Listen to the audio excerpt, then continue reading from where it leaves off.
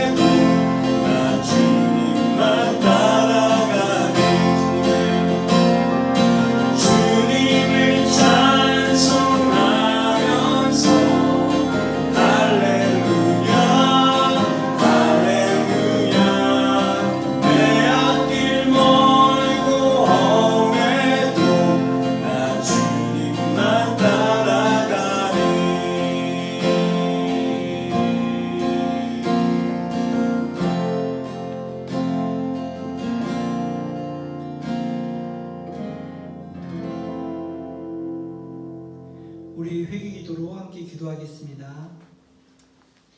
오 우리 주 하나님, 저희에게 은혜를 내리시어 마음을 모두 모아 당신을 열망하여 당신을 발견하게 하소서. 발견하거든 또한 사랑하게 하소서. 사랑하거든 주님께서 제거하신 그 죄를 저희 또한 미워하게 하소서. 예수님의 이름으로 기도합니다. 아멘.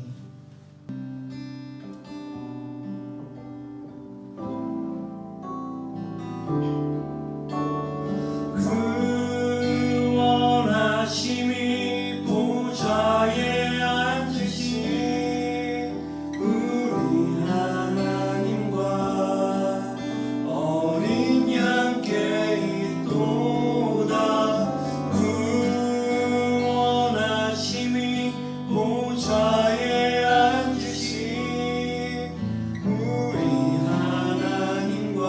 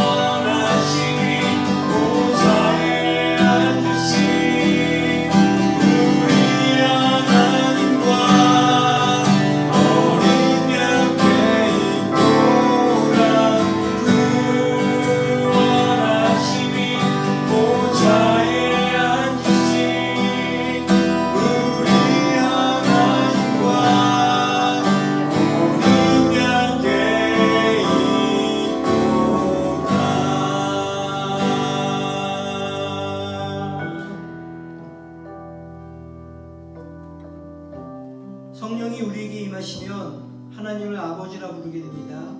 성령이 우리에게 임하시면 사람들을 섬기고 세상을 변화시킬 능력이 생기게 됩니다. 그 성령을 기대하며 우리 함께 찬양하도록 하겠습니다.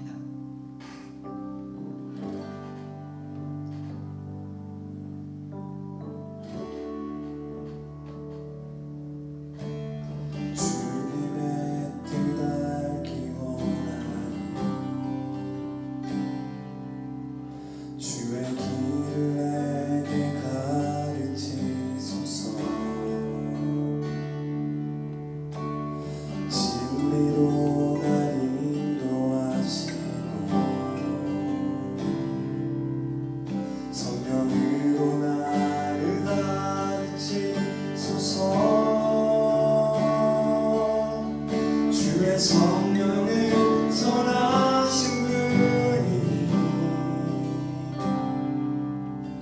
나를 바른 길로 인도하소서. 주의 말씀 앞에 순종하오니 기쁨으로 깨닫게 하소서. 나의 하나님 주의 뜻을 행하도록 가르치소서. 나의 구원자 되시니 내가 평생 주를 바라봅니다.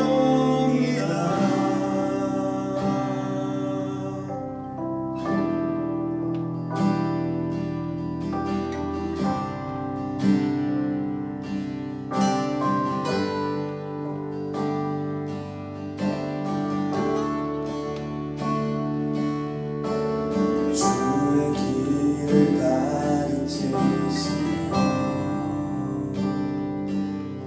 진리 가운데 걸어가게 하소서. 한결같은 마음 더하사 주의 이름 두려워하게 하소서. 주의 성령은 선하신 분이니 나를 바른 길로 인도하소서. 주의 말씀 앞에 순종하오니 기쁨으로 깨닫게 하소서. 나의 하나님 주의 뜻을 행하도록 가르치소서. 나의 구원자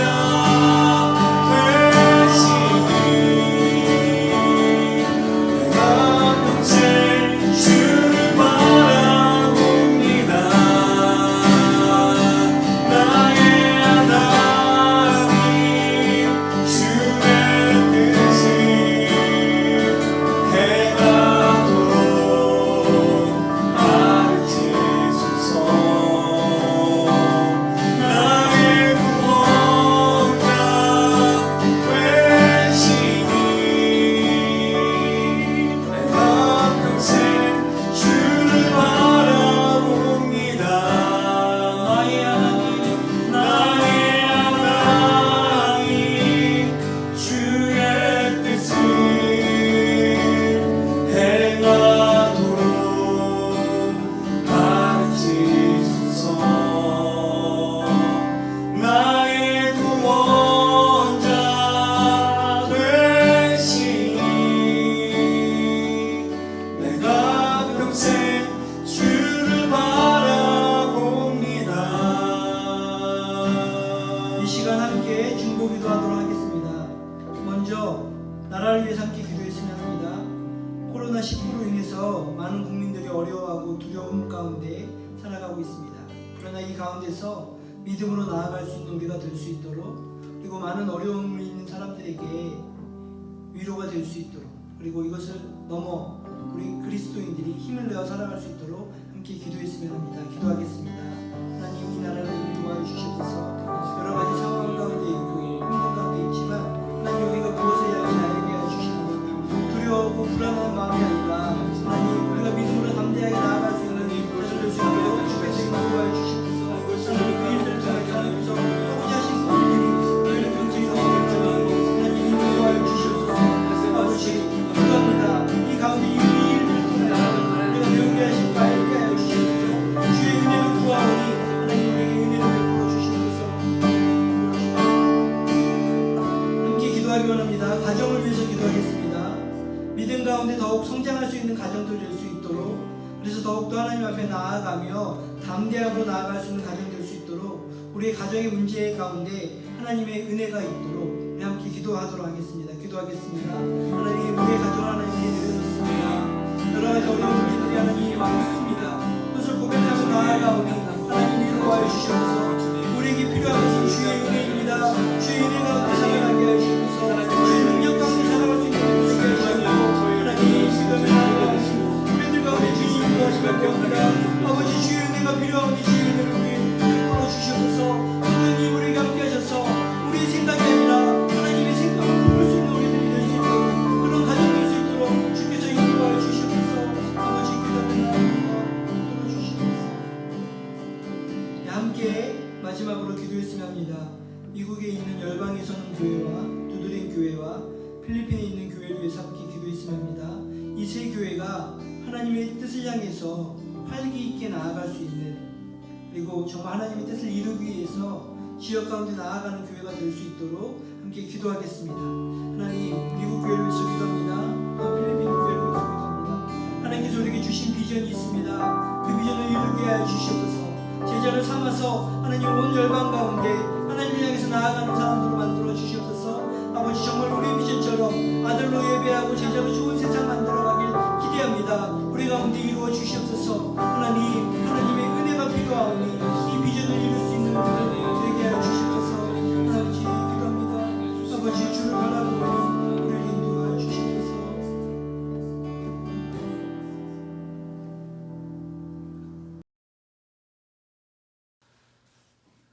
열방에 서는 교회 예배를 함께 시청하시고 계신 여러분, 다시 한번 환영합니다.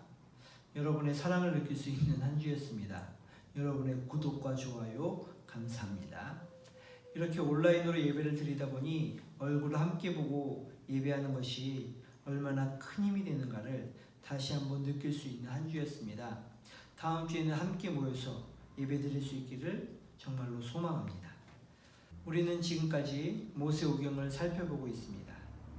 모세오경은 하나님이 이스라엘 백성들을 선택하셔서 그들과 관계를 새롭게 맺으시고 하나님과 함께 자유인으로 살아갈 수 있도록 그들을 가르치고 인도하시는 하나님의 모습이 그 안에 기록되어 있습니다. 모세오경의 주인공은 거기에 나오는 사람들이 아니라 그들을 만들어 가시는 하나님이라고 이야기할 수 있습니다. 우리가 몇 주 동안 살펴본 그 모세오경의 말씀은 창세기 2장을 통해서 하늘과 땅을 창조하신 그분이 오늘 안식일을 통해서 우리의 삶에 새로운 일을 만드실 거야, 그렇게 얘기하시는 새로운 삶을 창조하시는 하나님의 모습을 보게 됩니다. 창세기 12장을 통해서는 아브라함의 인생에 순간순간마다 개입하시며 그의 인생을 만들어 가시는 하나님, 그리고 나서는 그에게 나는 너와 친구 될 거야 말하는 그 하나님을 볼 수 있습니다. 하나님은 우리와 친구 되기를 원하십니다. 출애굽기 32장은 우리의 연약함을 다시 용서하시고 만드시는 하나님의 모습을 볼 수 있습니다. 홍해를 가르고 그것을 건너는 경험, 반석에서 물을 주고 그것을 먹는 경험, 만나와 메추라기를 먹는 경험을 했지만 모세가 시내산에서 40일 동안 내려오지 않자 그들은 홀로 되었다는 두려움에 불안과 초조로 그들의 원래 모습인 이집트 신을 다시 섬기기로 결정하게 됩니다. 배신을 하였지만 하나님은 그들을 다시 용서하시고 다시 그들을 하나님의 백성으로 만들어 가시는 사랑의 하나님의 모습을 볼 수 있습니다. 하나님은 언제든 용서하시는 그런 하나님이십니다. 레위기 19장은 내가 거룩하니 너희도 거룩하여라 말씀하시면서 우리에게 다르게 살아갈 것을 요구하시는데, 그 다르게 살아감이란 이집트와 가나안 사람들의 이기적인 삶이 아닌 나의 목 중에 누군가의 몫을 남겨두는 사랑의 삶을 삶으로 다름을 증명하기 원하시는 사랑의 하나님을 볼 수 있습니다. 레위기 19장에 나타난 하나님의 가장 큰 특징은 사랑입니다. 민수기 15장에서는 우리의 삶을 살아갈 때 필요한 것은 정세를 잘 파악하고 상황이 어떤 것인지를 분석하는 그 눈이 필요한 것이 아니라 정말로 우리에게 필요한 것은 하나님이 우리의 삶에 어떻게 일하시는가를 볼 수 있는 눈임을 정탐꾼의 이야기를 통해서 말하고 있습니다. 하나님은 우리가 눈으로 하나님의 은혜를 보고 하나님의 은혜를 경험하기를 기대하고 계십니다. 이렇게 모세오경은 하나님이 우리 가운데 일하시는 것을 말씀하고 있습니다. 오늘은 모세오경의 마지막인 신명기를 여러분과 함께 나누며 하나님이 무엇으로 또는 우리가 어떻게 살지를 말씀하시는 그 신명기의 말씀을 여러분과 함께 나누고 싶습니다. 신명기는 40년의 광야 생활을 끝낼 수 있는 바로 그 시점에 기록된 말씀입니다. 가나안에 들어가기 바로 직전 한 달간의 일을 기록한 책입니다. 모세는 그 한 달 동안 그들에게 3번의 설교를 하게 됩니다. 3주에 걸쳐서 반복적으로 중요한 내용을 전하게 됩니다. 모세가 나이가 많아서 반복한 것이 아니라 이 모세의 설교를 듣는 그 사람들에게 꼭 필요했던 말씀이기에 모세는 반복적으로 중요한 이야기를 하고 있습니다. 왜냐하면 지금 모세의 설교를 듣는 이 사람들은, 그 청중들은 광야에서 태어난 사람들이기 때문입니다. 애굽에서 태어나서 종살이를 하다가 하나님이 그들을 구출하셔서 홍해를 가르는 기적을 체험하고 광야에서 만나와 메추라기를 먹는 경험을 하고 또한 그들의 의복이 닳지 않는 경험들을 했던 그 1세대 출애굽 사람들은 광야에서 죽었습니다. 애굽에서 벗어난 몸은 자유로웠지만 그들의 속마음은 아직도 종이어서 어떤 일이 있을 때마다 불안과 초조함이 그들의 삶을 지배했습니다.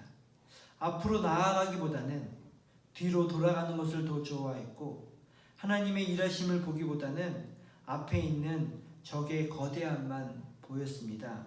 현실의 불편함이 더 많이 보였습니다. 그리고 그들은 두려워하며 불평하며 그 마음 그대로 그곳에서 죽었습니다.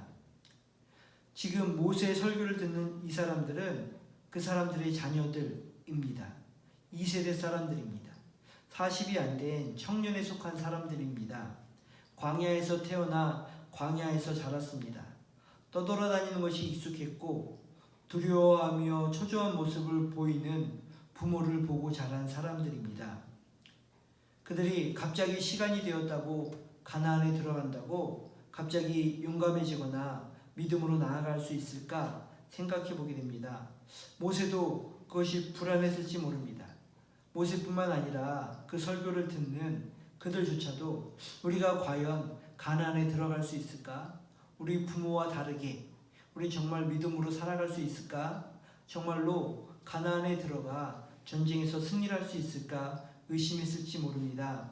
가나안이 코앞에 있는 그 시점에 모세는 그들에게 설교를 합니다.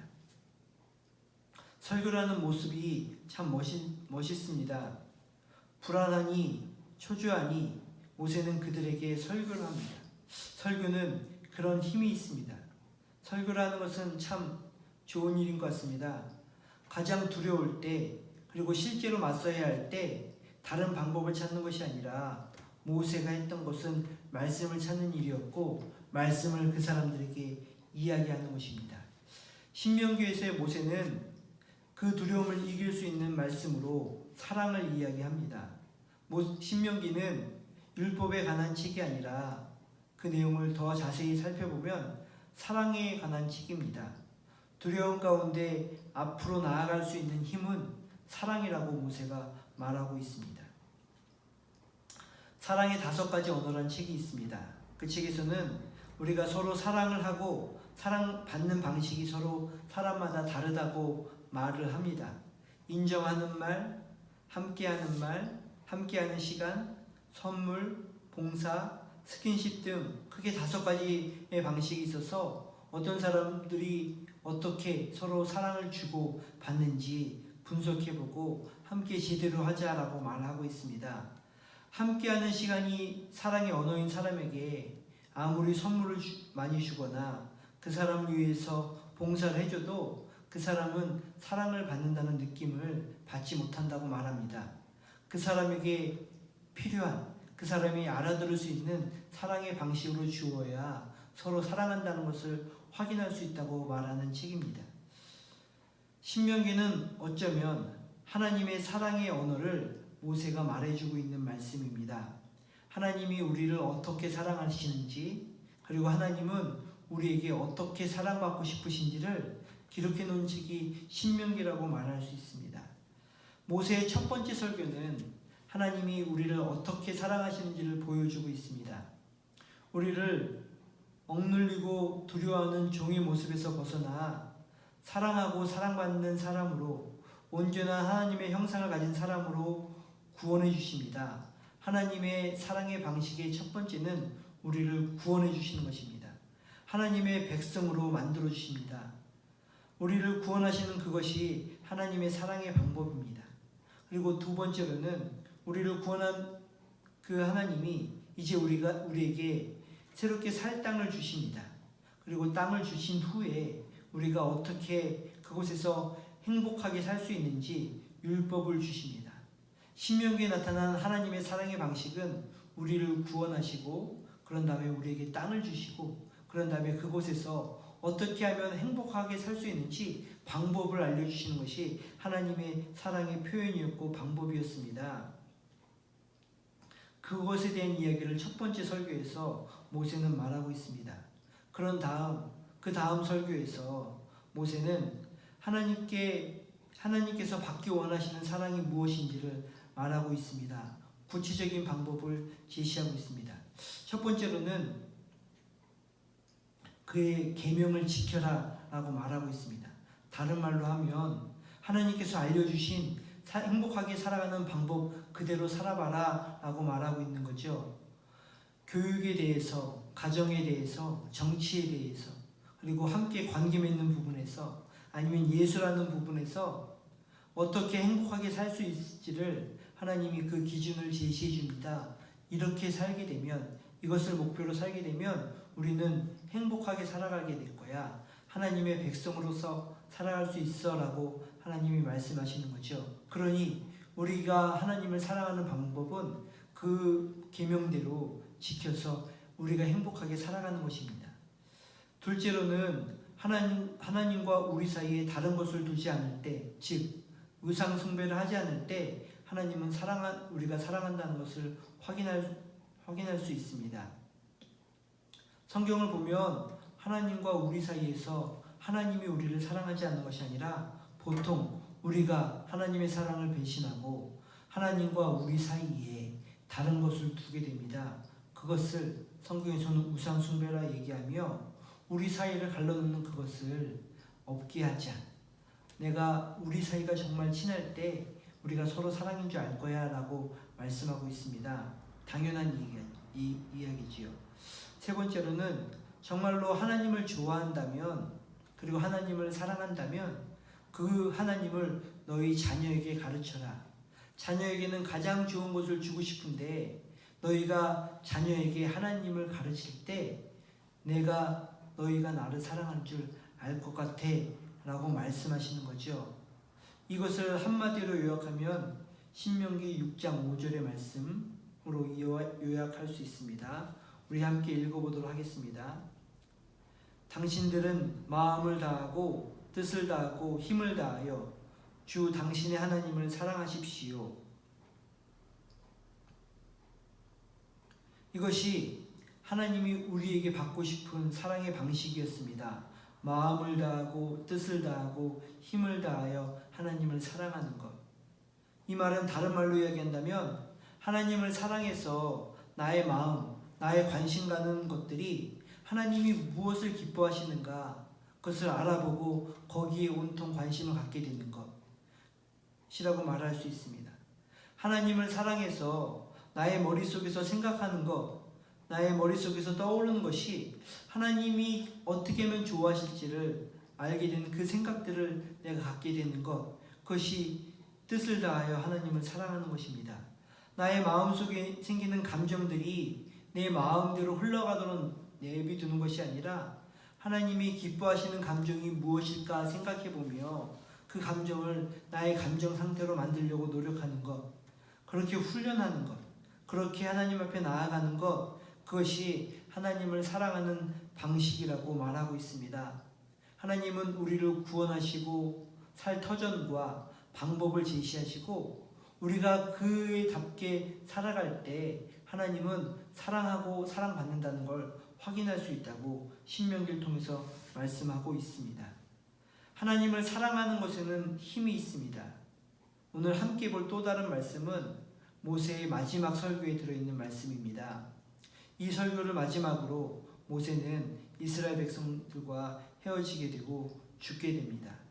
다른 말로 한다면 유언 같은 설교라고 말할 수 있습니다. 그 말씀에 모세는 사람들에게 이제 이렇게 이야기하고 있습니다. 신명기 33장 29절의 말씀입니다. 함께 읽어보도록 하지요. 이스라엘이여 너는 행복한 자로다. 여호와의 구원을 너같이 얻은 백성이 누구뇨? 그는 너를 돕는 큰 방패시요 너의 영광의 칼이시로다. 내 대적이 내게 복종하리니 내가 그들의 높은 곳을 밟으리로다. 아멘. 광야에서 태어난 2세대 이스라엘 백성은 이제 가나안에 들어가기 직전입니다. 모세는 그들에게 말합니다. 행복한 자로다. 이걸 기억하라. 행복한 자로다 말하고 있습니다. 하나님의 사랑을 받고 하나님을 사랑하는 사람, 그 사람은 행복한 사람이야. 복이 있는 사람이야. 그리고 그의 길을 가는 사람, 행복한 사람이야 라고 말합니다. 이 사람에게 온 결과가 무엇일까요? 하나님의 사랑을 알고 하나님을 사랑한다는 것이 그들의 삶에 온 결과가 무엇일까요? 그것은 여호수아 말씀에 나오게 됩니다. 이제 이들은 가나안을 정복해 나가는 사람들이 됩니다. 그들은 한 번도 전쟁을 치러보지 못한 사람들이었습니다. 광야에서 태어나 광야에서 자란 사람들, 그냥 돌아만 다녔던 사람들이 이제 전쟁을 준비하게 됩니다. 그들이 가지고 있는 무기란 농기구밖에 없었습니다. 몽둥이밖에 없었습니다. 그러나 그들이 가진 진짜 무기는 겉에 보이는 무기가 아니라 그들이 가진 진짜 무기는 하나님께 받는 사랑, 그리고 하나님을 사랑하는 그 사랑이 그들의 무기였습니다. 이 시대의 이스라엘 백성들은 그 사랑이라는 무기를 가지고 가나안에 들어가게 됩니다. 이것이 모세가 그들에게 해주었던 말씀입니다. 이 모세의 말씀은 이스라엘 백성들에게 500년 후에 다시 읽혀지게 됩니다. 요시야 왕 때의 일입니다. 요시야는 8살에 왕이 즉위한 아주 어린 왕이었습니다. 요시야의 아버지와 요시야의 할아버지는 남유다에서 이스라엘에서 악한 왕에 속한 사람들입니다. 특별히 그의 할아버지 므낫셋은 가장 악한 왕으로 꼽을 수 있습니다. 므낫셋은 그 주변에 있던 강대국인 아시리아의 모든 것을 좋아했습니다. 아시리아에 있는 것이라면 모든 것을 수입에다가 왕궁에 갖다 놨습니다. 물건뿐만 아니라 아시리아의 종교도 수입해서 그곳에 있는 음란한 종교들을 가져다가 이스라엘 산 곳곳에 산당을 세웠습니다. 그리고 아세라를 위해서 남근 기둥을 세웠고, 솔로몬이 만든 그 성전에는 여러 가지 갖가 우상들을 세웠으며 그 성전 한켠에다가는 남창들이 사용할 수 있는 방을 만들어 두었던 사람이 므낫세십니다. 나라는 점점 더 약해져 갔습니다. 요시아의 아버지는 신하들의 쿠데타로 암살되었습니다. 그래서 8살에 즉위한 이 왕은 어린 왕이었고 아무것도 할 수 없는 왕이었습니다. 나라는 점점 더 어려워져 갔습니다. 그가 20살이 되자 할아버지와 아버지처럼 나라를 다스리기를 거부했습니다. 개혁을 꿈꿨습니다. 그동안 아버지와 할아버지가 하지 않았던 성전을 다시 정비하고 보수했습니다. 그러다가 신명기를 발견하게 되었습니다. 신명기를 발견한 대제사장은 그 말씀을 가져다가 요시아에게 읽어주었고, 요시아는 그 말씀을 개혁의 텍스트로 삼아서 나라를 새롭게 만들어가기 시작했습니다. 이 나라의 흥망성쇠가 이 말씀에 달려있다 생각했고, 신명기 말씀을 따라 개혁을 해갔던 왕이 바로 요시아 왕입니다. 요시아 시대에 동시대에 살았던 예레미야 선지자도 신명기의 내용을 통해서 이스라엘 백성들에게 다시 회개하고 진정으로 하나님의 예배 공동체로 되자 촉구했던 사람입니다. 나라가 망해져 가고 힘들어져 가는 것을 뻔히 보면서 그들은 이 신명기 말씀을 통해서 다시 꿈꾸게 되었습니다. 이 나라가 다시 살 수 있는 방법은 하나님의 사랑을 받고 하나님을 사랑하는 그 무기야 라는 것을 알았고, 두 사람은 그래서 신명기를 사랑하고 신명기를 통해서 개혁하게 되었습니다. 이 말씀은 또 지나서 예수님에게 다시 한번 나타나게 됩니다. 예수님이 공생애를 시작하시기 전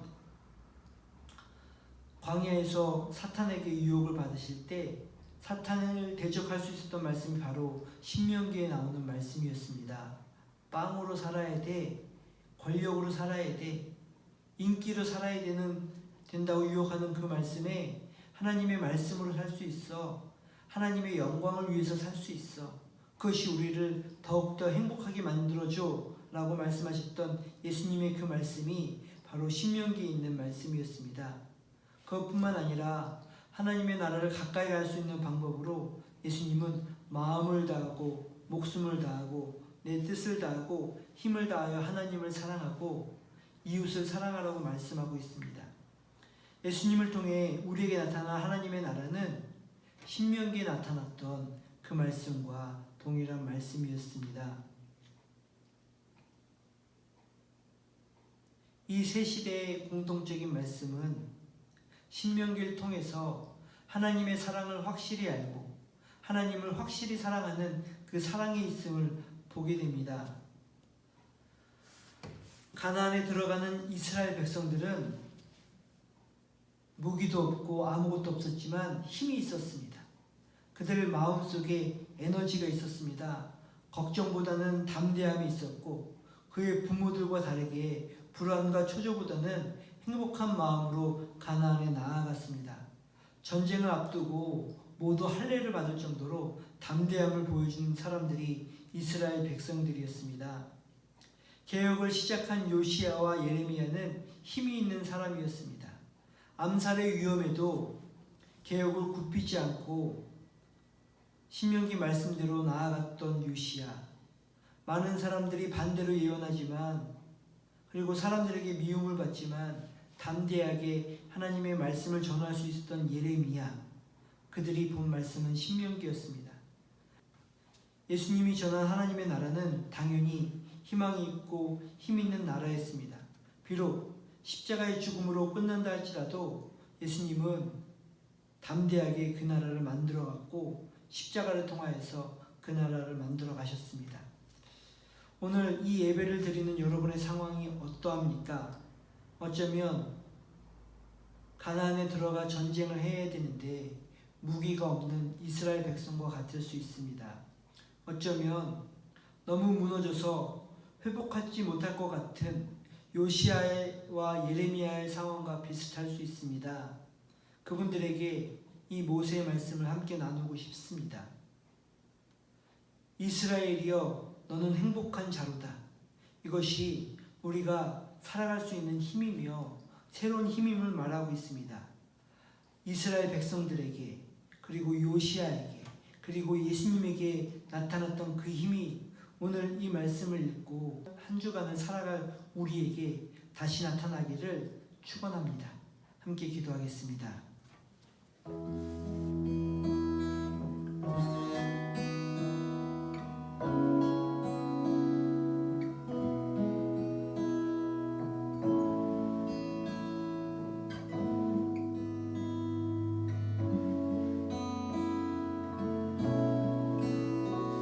그 선한 힘에 고요히 감싸요. 그 놀라운 평화를 누리며 나 그대들과 함께 걸어가네.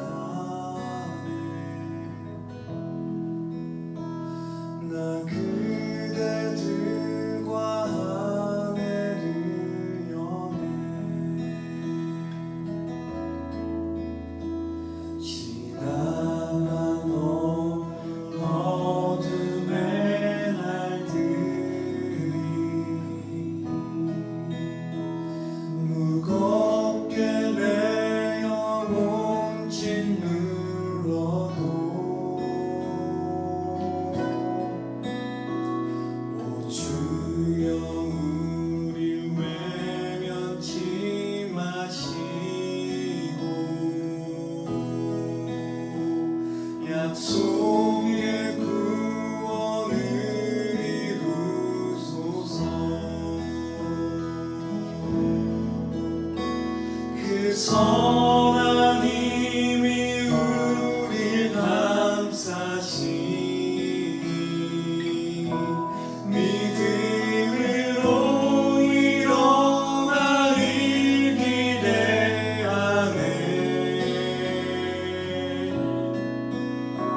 주 언제나 우리와 함께 계셔.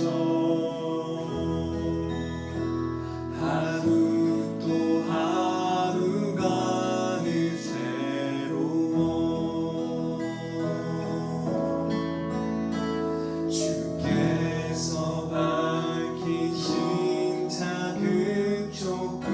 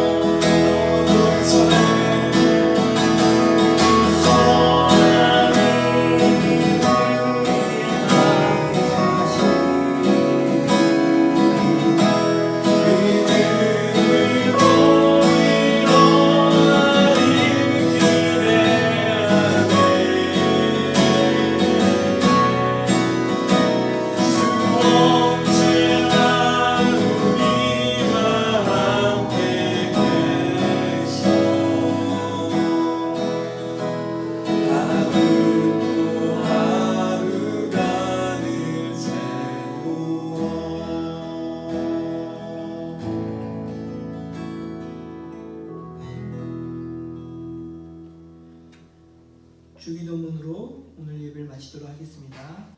하늘에 계신 우리 아버지, 아버지의 이름을 거룩하게 하시며 아버지의 나라가 오게 하시며 아버지의 뜻이 하늘에서와 같이 땅에서도 이루어지게 하소서.